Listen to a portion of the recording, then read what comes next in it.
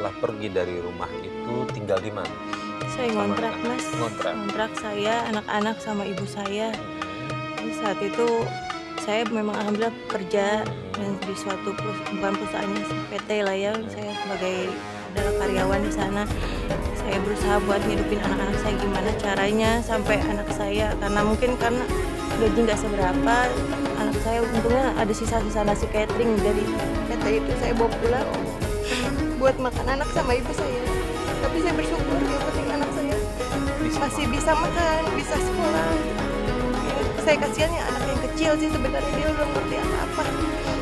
Selama 8 tahun saya berusaha sendiri sampai alhamdulillah saya ketemu sama seseorang yang mau terima saya apa adanya. Sampai dia mau menikahi saya. Ya, saya bersyukur sama Allah dan alhamdulillah dia orang baik. Saat itu sudah ada keputusan cerai belum dengan suami? Itu dia.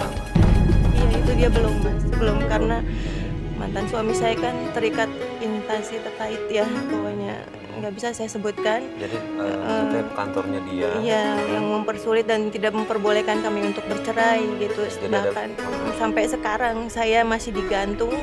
Secara hukum saya masih terikat, belum ada akte cerai sama sekali. Tapi talak secara lisan dan tulisan tangan itu saya udah minta, saya udah dikasih talak 2. Dia sudah masuk dalam Udah. sudah berapa tahun? Udah itu untuk sekarang 10 tahun yang lalu ya, karena saya menikah. Sekarang hampir 2 tahun. Kalau tanya kedua dari lagi ini apakah dalam secara agama bisa dibilang sah?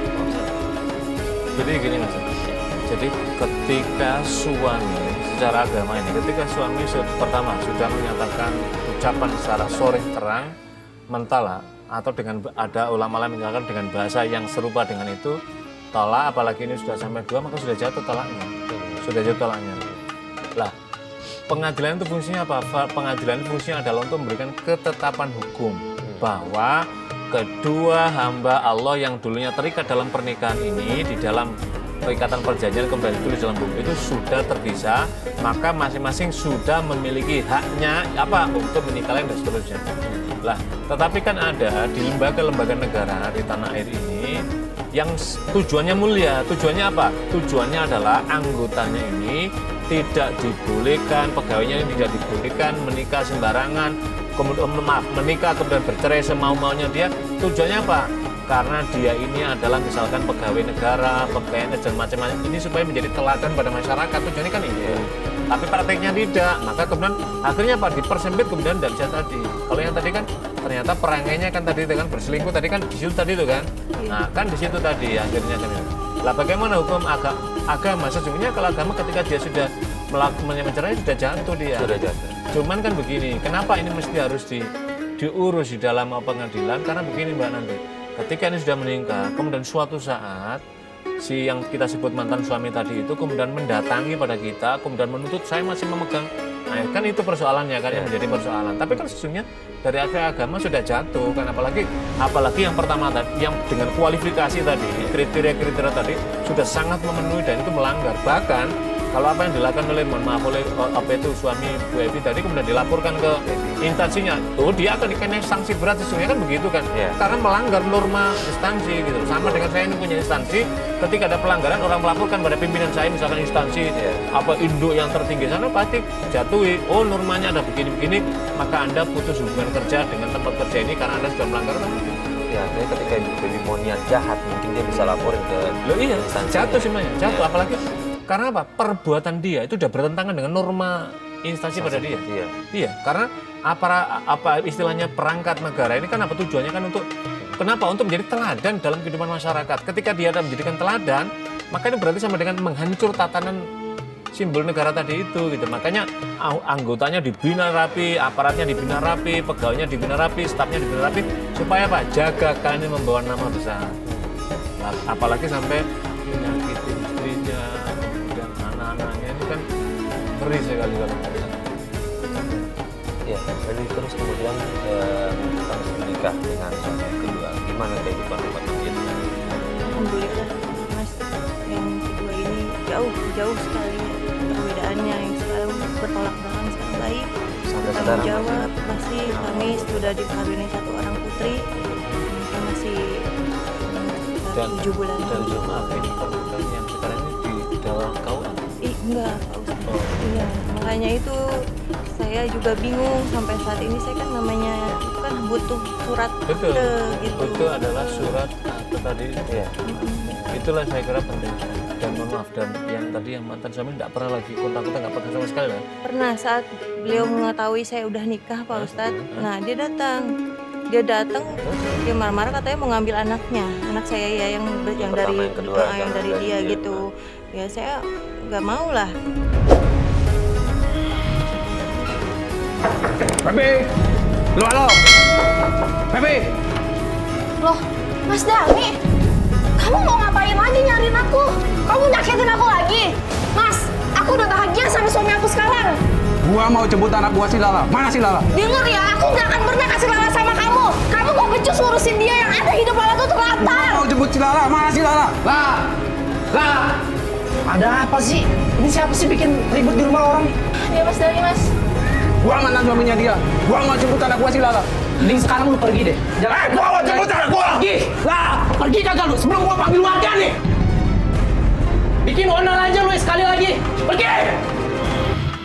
Nah, ketika ini Pak Ustadz, kalau bicara soal agama juga, apakah boleh nih ayahnya itu minta hak asuh sama Ibu Feby ini ya? Iya, kalau di dalam Undang-Undang Perlindungan Anak itu kan menjelaskan kalau anak ini belum dewasa, maka dia berada di bawah pengasuhan ibunya.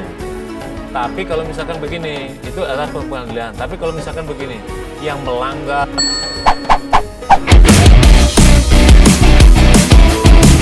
angkanya buruk dari seorang istri, seorang ibunya misalkan, maka kemudian suami mengajukan ke pengadilan karena ada kecemasan khawatir nanti anaknya akan mencontoh pada ibunya, maka kemudian pengadilan menyatakan hak asuh diberikan. Itu juga banyak kasus gitu loh. Jadi artinya ketika masih berada di kewenangan ini, sesungguhnya ketika ibunya, apalagi ini kasusnya bukan pada ibunya, maka ibunya memiliki kewenangan penuh untuk memberikan pengasuhan.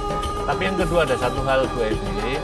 Jadi kalau misalkan bapaknya sewaktu-waktu misalkan kok sambang bertemu kemudian memberikan nafkah bukan pada ibu pada anaknya, ini juga tetap karena begini. Oke. Mantan istri ada, tetapi tidak ada mantan anak. Itu harus perlu diingat. Mbak Evi juga harus berbesar hati bahwa Bu Feby, walinya nanti anak yang perempuan ini, dua-duanya ada yang perempuan tadi, itu adalah kepada bapak ini tetap menjadi walinya. Gitu. Jadi suatu saat nanti tetap nanti akan manggil ini. Kecuali misalkan dia nggak mau baru kepada pengadilan. Tapi sepanjang masih ada wali ini, maka walinya harus diutamakan. Yang kedua apa? Kalau misalkan ini anaknya, pertama harus diingat. Sekalipun sekarang misalkan Bu Evi sudah berdamai bersama ini, tapi secara persis anak tetap dia akan.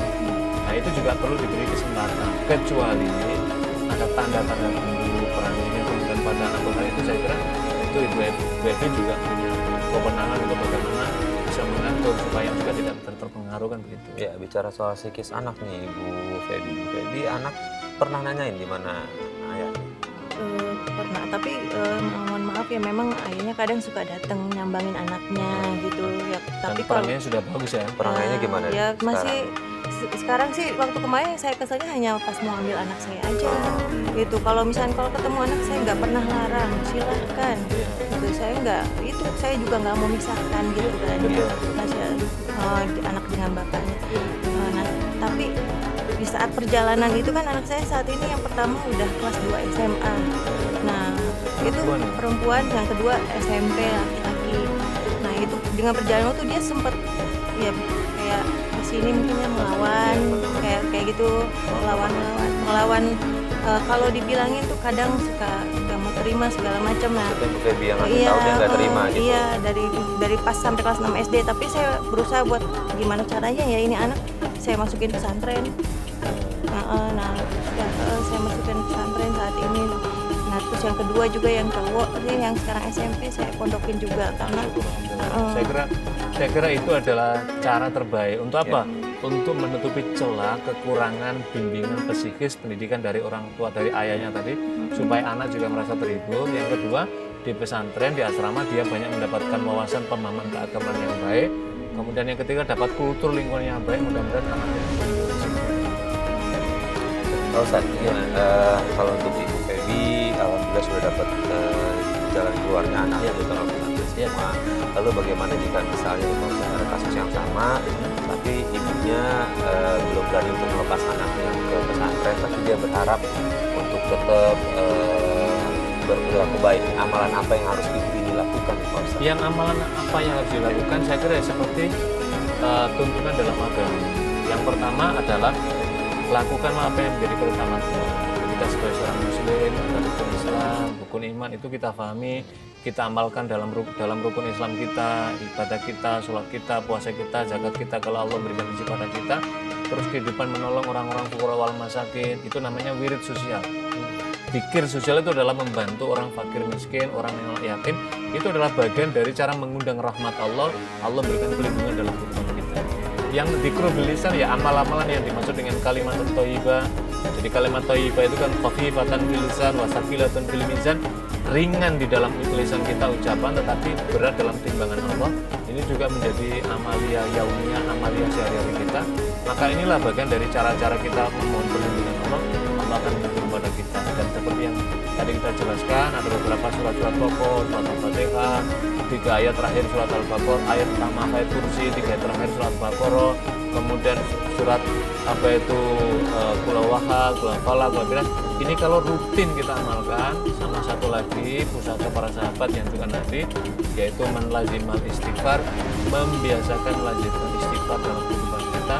Kata Allah dalam hadis Nabi, ja'alallahu min kulli dzikin makhraja, Allah berikan jalan kemudahan kesulitan hambanya, kita perlu mengucapkan. Baik, terima kasih Pak Ustadz Sama-sama, atas Mas nasihat. Dan buat Ibu Feby coba dijalankan apa tadi kata Pak Ustadz bilang, dan saya berharap semua masalah bisa segera selesai. Yang terkait dengan hukum sih saya juga berharap bisa diselesaikan secara hukum, biar semua intinya ada ketetapan hukum, semua jalan ke depan lebih enak. Terima kasih Ibu Feby sudah bercerita soal tawakal, mudah-mudahan bisa menjadi pelajaran bagi pemirsa di rumah agar tidak terjadi kembali. Pak Ustadz sekali lagi terima kasih. Sama-sama Mas Febri. Terima kasih. Dan pemirsa, akhirnya sampai di sini Tawakal. Terima kasih atas kebersamaan Anda. Saya Farid Hasan undur diri. Wassalamualaikum warahmatullahi wabarakatuh.